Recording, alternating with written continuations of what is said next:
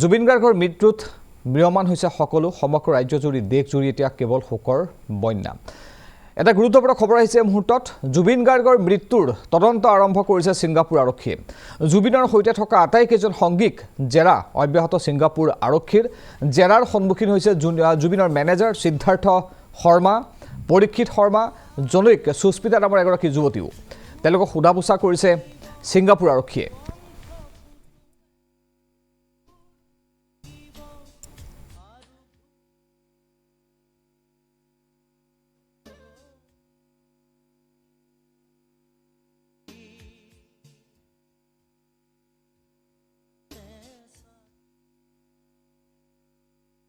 অসম এছ'চিয়েশ্যনৰ কেইবাজনো সদস্যক জেৰা কৰিছে ছিংগাপুৰ আৰক্ষীয়ে আৰু সিদ্ধাৰ্থৰ হাতত থকা আঘাতৰ বিষয়েও আৰক্ষীয়ে সোধা পোছা কৰিছে ছিংগাপুৰৰ অসম এছ'চিয়েশ্যনৰ সভাপতি অভিমন্যু তালুকদাৰক জেৰা কৰিছে ছিংগাপুৰ আৰক্ষীয়ে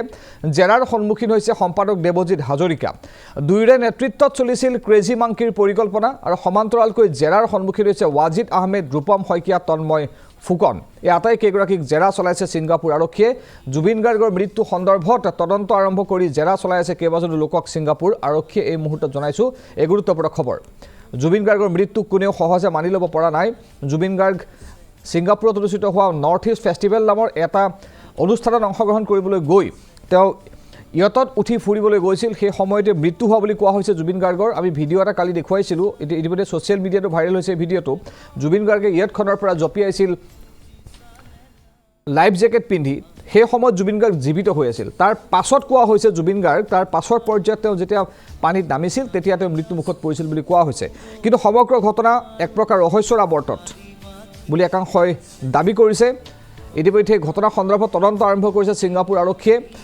জুবিন গাৰ্গৰ মেনেজাৰ সিদ্ধাৰ্থ শৰ্মা সহ বহুকেইজনক জেৰা চলাইছে ছিংগাপুৰ আৰক্ষীয়ে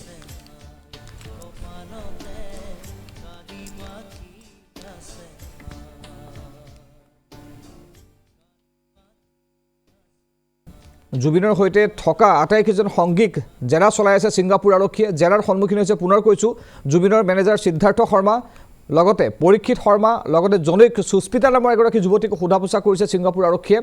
জেৰা কৰিছে অসম এছ'চিয়েশ্যনৰ কেইবাজনো সদস্যক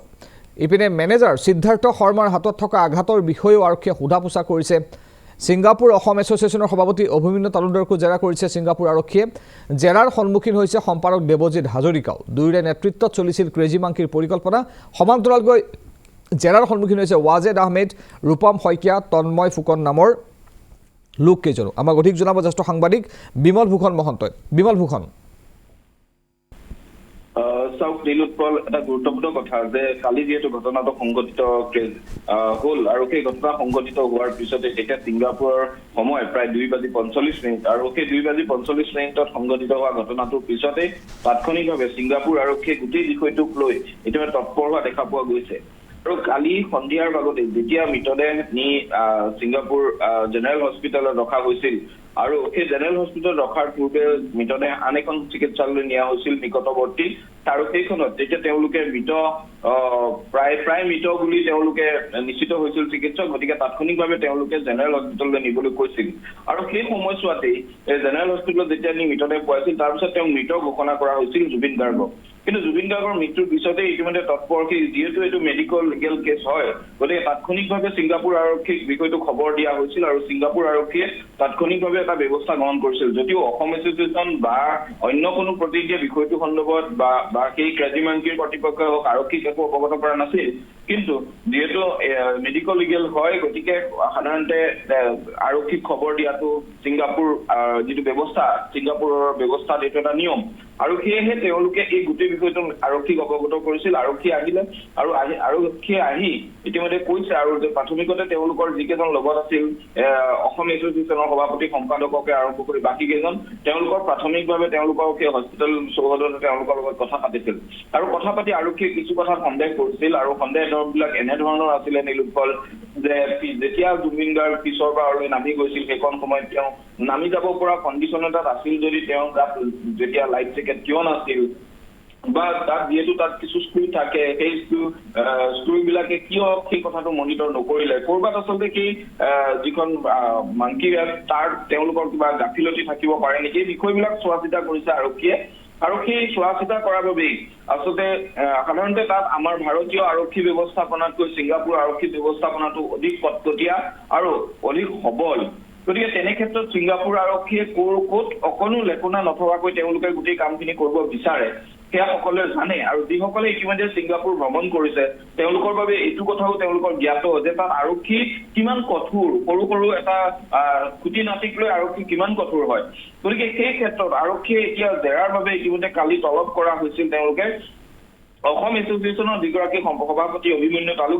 অভিমন্যু তালুকদাৰক প্ৰথমে তেওঁলোকে মাতিছিল আৰু তাৰপিছতে সম্পাদক দেৱজিৎ হাজৰিকা তেওঁকো মাতিলে। আৰু তেওঁলোকে সেই ক্ৰাজিমাংকিক লৈ যিটো পৰিকল্পনা চলিছিল যদিও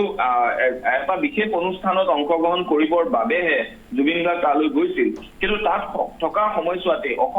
ছিংগাপুৰ অসম এছ'চিয়েশ্যনৰ পৃথকভাৱে তেওঁলোকে জুবিন গাৰ্গক লৈ কিছু সময় কটোৱা বা জুবিন গাৰ্গক লৈ কিছু আন এটা পৰিৱেশ গঢ়ি তোলাৰ এটা পৰিকল্পনা কৰিছিল আৰু তাৰে পৰিকল্পনা ফলস্বৰূপে এই ক্ৰাজিমাংকি পৰিকল্পনা আছিল। আৰু তাত লিমিটেড প্ৰায় 18-20 জন লোকৰ এটা দলে গৈ জুবিন গাৰ্গক ক্ৰাজিমাংকিলৈ লৈ যাব, তাত তেওঁৰ লগত কিছু সময় বিতাব, তাত তেওঁলোকৰ এটা গান বাজনাৰ অনুষ্ঠান হ'ব, এনেধৰণৰ কিছু পৰিকল্পনা আছিল। আৰু তাৰ মাজতে এই দুখজনক ঘটনাটো সংঘটিত হৈছিল। কিন্তু ইতিমধ্যে সেই যিটো দল মই যি কৈছো 18-20 জনীয়া যিটো বিশেষ দল, সেই 18-20 জনীয়া বিশেষ দলটোৰ ভিতৰত বহুতে প্ৰথমে যদিও তেওঁলোকে তেওঁলোক যোৱাৰ কথা সন্মতি প্ৰদান কৰিছিল, কিছু নগ'ল। কিন্তু সেই একজেক্টলি সেই নিৰ্দিষ্ট সময়কণত যিখন সময়ত ঘটনাটো সংঘটিত হৈছে সেইখন সময়ত জুবিন গাৰ্গৰ লগত থকা ৱাজিদ আহমেদ, ৰূপম শইকীয়া, তন্ময় ফুকন, সিদ্ধাৰ্থ বৰা, পৰীক্ষিত শৰ্মা আৰু সুস্মিতাৰ নামৰ এগৰাকী মহিলা আৰু আটাইকেইজনে অসম এছ'চিয়েশ্যনৰ লগত জড়িত অসমীয়া লোক আৰু তেওঁলোকে জুবিন গাৰ্গক লৈ এক্সাইটেড হৈ সেই গ্ৰুপটোত জইন কৰিছিল। আটাইকেইজনকে মাতি আহিছে যে আৰু তাত তেওঁলোকৰ যিখিনি সময় জুবিন গাৰ্গে গৈ গা ধুলে সাগৰত, তেওঁ ছুইম কৰিলে, তাৰপিছত উঠি আহিলে জুবিন গাৰ্গ, উঠি অহাৰ পিছত তেওঁলোকৰ কেনে অৱস্থাত ৰিকভাৰী হৈছিল, কিয় তাত থকা তেওঁলোকৰ যিহেতু পানীত নামিলে তাত একাংশ লোকে যিকেইজন লোকে পানীত স্কুবিঙেই কৰক বা অন্য কৰক তেওঁলোকৰ লগত লাইফ জেকেট পিন্ধি কিছুমান গাৰ্ড কাৰ্ড দিয়াটো এটা বাধ্যবাধকতা নিয়ম। আৰু তাৰ আগমুহূৰ্তত তেনেধৰণৰ স্কুবিঙে কৰক বা অন্য ধৰণৰ কৰক তাত প্ৰশিক্ষণ দিয়া বা তেওঁলোকক এটা ছেশ্যন দিয়াৰ আধা ঘণ্টা বা এঘণ্টীয়া এটা ছেশ্যন দিয়া এটা নিয়ম আছে। আৰু সেই ছেশ্যনটো দিবৰ বাবেই তেওঁলোকক আগতে আৰ্হি হিচাপে সেইখিনি প্ৰদান কৰা হয়। আৰু তাৰপিছত তেওঁলোকৰ লগত একোজন গাইড থাকে। কিন্তু সেইকণ সময়ত জুবিন গাৰ্গৰ লগত থকা গাইডজন ক'ত গ'ল? যদি জুবিন গাৰ্গ নামিছিলে তেতিয়াহ'লে জুবিন গাৰ্গ নমাৰ সময়ত গাইডজন ক'ত গ'ল? এনেধৰণৰ বহু প্ৰশ্নৰ এতিয়া অৱতাৰণা হৈছে। ভাৰতীয় প্ৰেক্ষাপটত কথাবিলাক হয়তো অলপ বেলেগ হ'ব, কিন্তু ছিংগাপুৰৰ প্ৰেক্ষাপটত সেইখিনি তেওঁলোক অতি বাধ্যবাধকতা নিয়ম মানি চলে। আৰু সেই কথাবিলাকত এতিয়া আৰক্ষীয়ে কিছু পৰিমাণে আৰক্ষীৰ প্ৰশ্ন উত্থাপন হৈছে। গতিকে ক'ৰবাত এই গোটেই ঘটনাটো লৈ একমুখে আৰক্ষীয়ে এইটো এটা কালপেবল homicide হ'ব পাৰে নেকি বা এনেধৰণৰ কিছু প্ৰশ্ন আৰক্ষীৰ মনলৈ আহিছে। গতিকে সেই প্ৰশ্নবিলাকৰ উত্তৰ বিচাৰি আজি পুনৰ যিকেইজনৰ আমি ইতিমধ্যে নাম লৈছো, সভাপতি সম্পাদককে আৰম্ভ কৰি এই গোটেই দুখজনক ঘটনাটোৰ লগত জড়িত বা সকলোৰে হাৰ্টথ্ৰব জুবিন গাৰ্গৰ অকাল মৃত্যুৰ লগত জড়িত যিসকল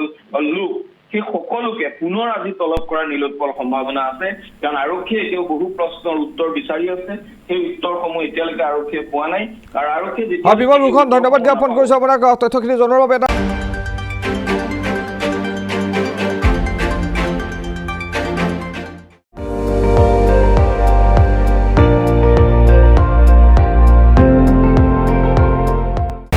আপুনি চাই আছে ND24,